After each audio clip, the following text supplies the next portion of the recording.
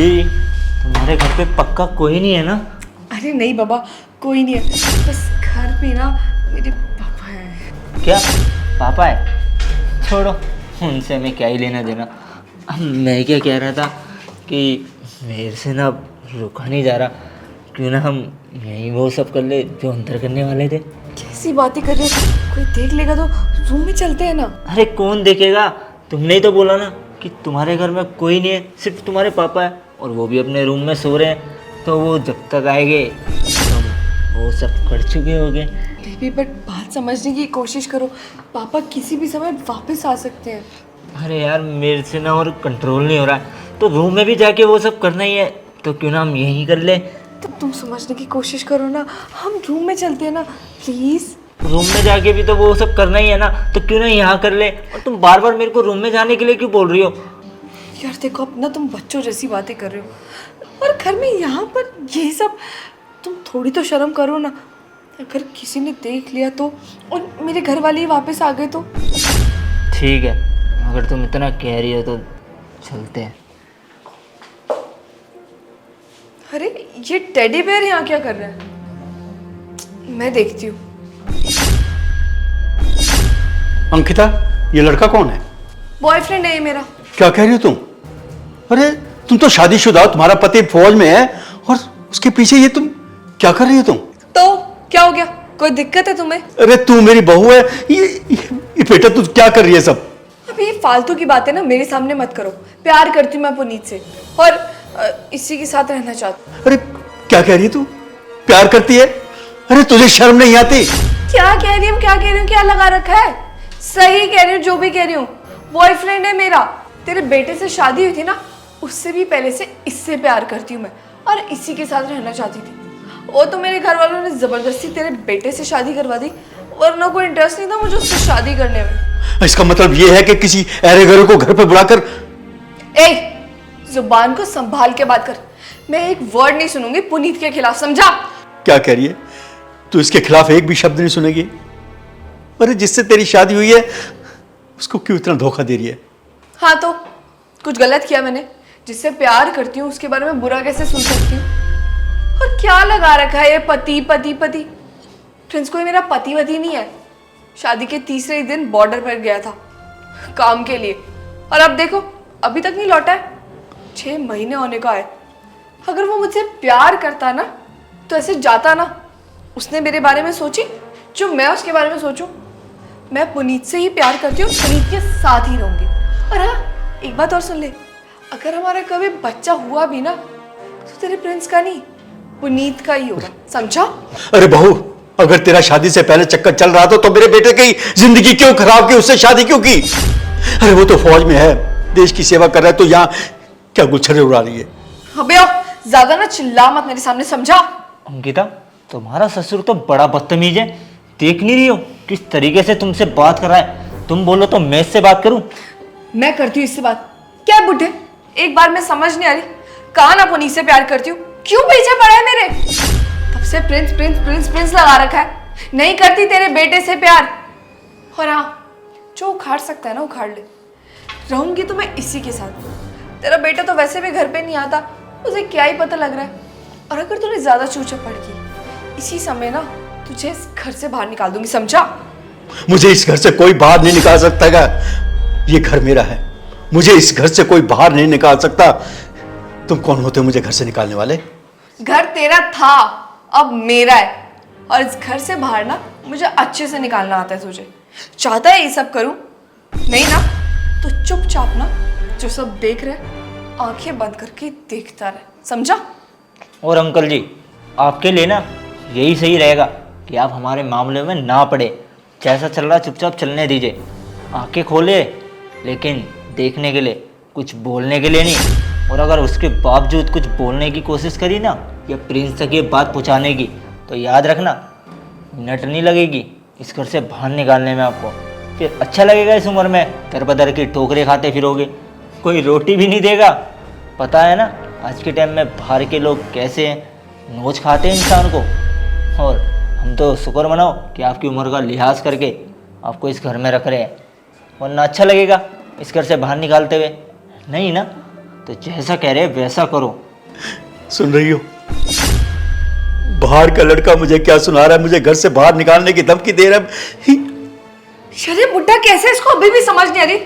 बुड्ढे जा, निकल यहाँ से। और हमारे बीच में बोलने की ना जरूरत नहीं, समझा? चलो पुनीत।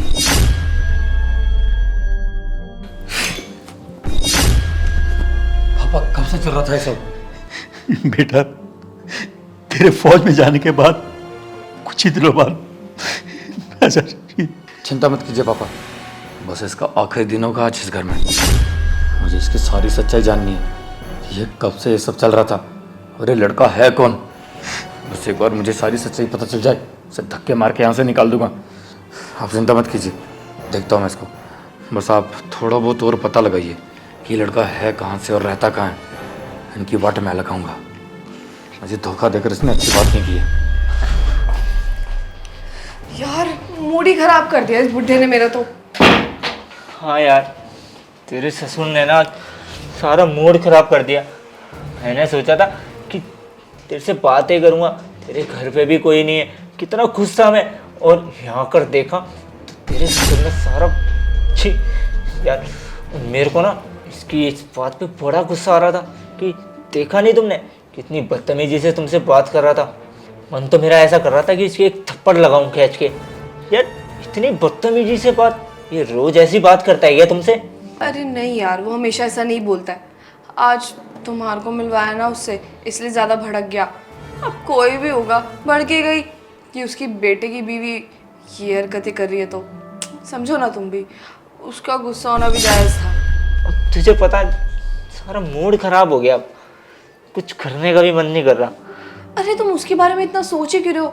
छोड़ो ना, हम उसकी वजह से अपना मूड क्यों खराब कर रहे हैं? और वैसे भी तुम तो जानती हो उसको कितना गंदा धमकाया हमने। अब ना किसी को बोलना क्या, उसके बारे में सोचेगा तक नहीं। यार वो सब तो ठीक है, लेकिन मेरे को ना इस पे बिल्कुल भी भरोसा नहीं है। क्या पता इसने फिर भी कुछ हेरा फेरी करी, प्रिंस को बता दिया, फिर हम क्या करेंगे? और वैसे भी जितना गंदा तुमने उसको धमकाया है ना, वो किसी को बोलने से पहले ना 100 बार सोचेगा।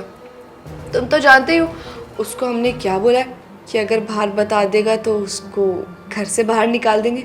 बस इसी डर से ना वो चुप रहेगा और किसी को भी कुछ नहीं बताएगा। और सोने पे सुहागा, हमने ये भी तो बोला है ना कि अगर उसने ज़्यादा चालाकी की तो प्रिंस के खाने में जहर। हाँ ये तो तुमने सही करा, इसे उसके बेटे की धमकी दे दी। कम से कम कुछ बोलने की कभी सोचेगा भी तो। एक बार अपने बेटे का चेहरा तो कम से कम याद रखेगा कि अगर बोला तो उसका क्या हाल होगा फिर। मैं जानती थी उसको ना अपने बेटे से बहुत प्यार है, तो अगर बेटे को कुछ करने की धमकी देंगे ना तो ज़रूर मान जाएगा। अपनी बारी में माने ना माने, लेकिन बेटे के लिए ज़रूर मान जाएगा। बस उसकी दुखती रथ पे हाथ रख दिया, और क्या। हाँ यार वो सब तो ठीक है, लेकिन ना मेरा अब कुछ करने का मन नहीं रहा। जब से इस बुड्ढे ने मेरा दिमाग ख़राब कराया ना, तो मेरा मन नहीं कर रहा अब कुछ करने का। मैं क्या कह रहा था यार, मैं घर चला जाऊँगी, अब फिर कभी आ जाऊँगा। मैं एक तुम काम उसके करता बारे में इतना क्यों सोच रहे हो? मैं कह रही हूँ ना, बंद करो उसके बारे में सोचना। हम कुछ और बात करते हैं ना। अरे एक बात समझो यार, ये तो अच्छा ही हो ना हमारे लिए। जो होता है अच्छे के लिए ही होता है। अब तुम खुद सोचो, पहले जब मैं तुमसे मिलती थी तो कितना डर डर के मिलती थी। ना घर बुला पाती थी, ना बाहर ढंग से मिलती थी। बाहर भी यही डर रहता था कि कहीं कोई देख ना ले, कोई पहचान ना ले। और घर में तो तुम जानते ही हो, घर वालों के डर से तुम्हें घर नहीं ला सकती थी। पर अब देखो, तुम जब चाहे मेरे घर आ सकते हो, मुझसे बातें कर सकते हो, जो भी करना होगा ना वही कर सकते हो। मेम साहब ये लड़का कौन है? ये जो मर्जी हो, तुम्हें उससे क्या? और मैंने कहा था ना कि नॉक करके आया करो, नॉक करके क्यों नहीं आए? सॉरी मैं भूल गया था। वो अंकल जी इतना रो रहे थे तो मैं एकदम पूछने आ गया वो अंकल क्यों रो रहे इतना। हाँ तो रो रहा होगा किसी वजह से, मेरे को क्या पता। क्योंकि मैं उनको देखकर डर गया था, इसलिए मैं आपसे पूछने आ गया। देख मेरा दिमाग ना मत खराब कर और जा निकल यहाँ से। तो अच्छा मेम साहब आप दवाई दे दो, मैं उनको खिला देता हूँ। मेरे पास तो कोई फालतू की दवाई नहीं है, और इतना मेरे पास फालतू का टाइम भी नहीं है जो उसके लिए बाजार से ला कर दूँ। उसको बोल खुद खा लेगा। मुझे लगता है अंकल जी की ज़्यादा ही तबीयत खराब है। मैं एक काम करता हूँ, मैं प्रिंस भाई को कॉल कर देता हूँ, फिर वो डॉक्टर का इंतजाम कर देंगे। अरे प्रिंस को फोन क्यों करना है? और एक मिनट, तेरे पास प्रिंस का नंबर कहाँ से आया? मैम साहब जब घर से गए थे तो मुझे नंबर दे के गए थे, अगर कोई दिक्कत हो तो मुझे फ़ोन कर दियो। फ्रेंड्स को फ़ोन करने की ना कोई ज़रूरत नहीं है, और उनका नंबर अपने फ़ोन से डिलीट कर। करना होगा तो मैं कर लूँगी फ़ोन, तुझे ज़रूरत नहीं है उनका नंबर रखने की।